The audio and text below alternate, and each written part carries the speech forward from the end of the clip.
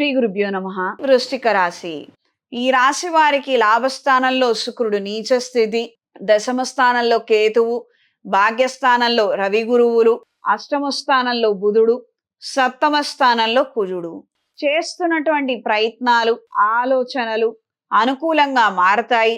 ఎక్కడ తప్పులు దొర్లాయి, ఎక్కడ మీరు సరిదిద్దుకోవాలి, ఎక్కడ సవరణ చెయ్యాలో సుస్పష్టంగా మీకు కనిపించే అవకాశం, ఆస్కారం ఏర్పడుతుంది.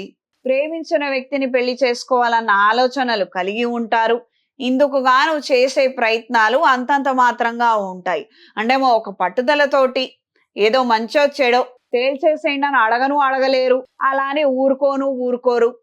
ఈ వ్యక్తిని తప్ప అన్నట్టుగా ఉంటారు, కానీ అక్కడ తెమలదు ఎంతసేపటికి విషయం. ఇలా కాకుండా మంచో చెడో పెద్దవాళ్ళు ఏం చెప్తున్నారు ఏంటి, అవునంటే సరే అని ముందుకెళ్ళి, కాదంటే అంతటితో వదిలేసి ముందుకు వెళ్ళటం సర్వదా శ్రేయస్కరం.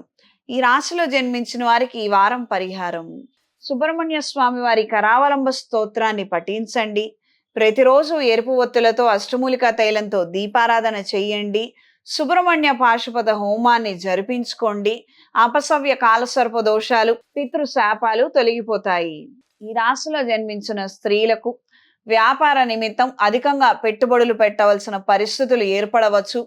అన్ని విధాలుగా బాగుంది, ఇంకో 100 రూపాయలు పెడితే బాగుంటుంది, అప్పుడు ఇంకాస్త బెటర్గా ఉంటుంది కండిషను అన్న నేపథ్యంలో ఆలోచనలు జరుగుతాయి. దీనివల్ల మీకు ఉపయోగం అనేది ఉంటుంది. దూర ప్రయాణాలు అంతంత మాత్రంగా ఉంటాయి. వాహన సంబంధమైనటువంటి రిపేర్లు, దీని తాలూకు ఖర్చు ఎక్కువ శాతం పెరిగే అవకాశం ఉంటుంది. ఆరోగ్య విషయాలలో జాగ్రత్తలు అవసరము.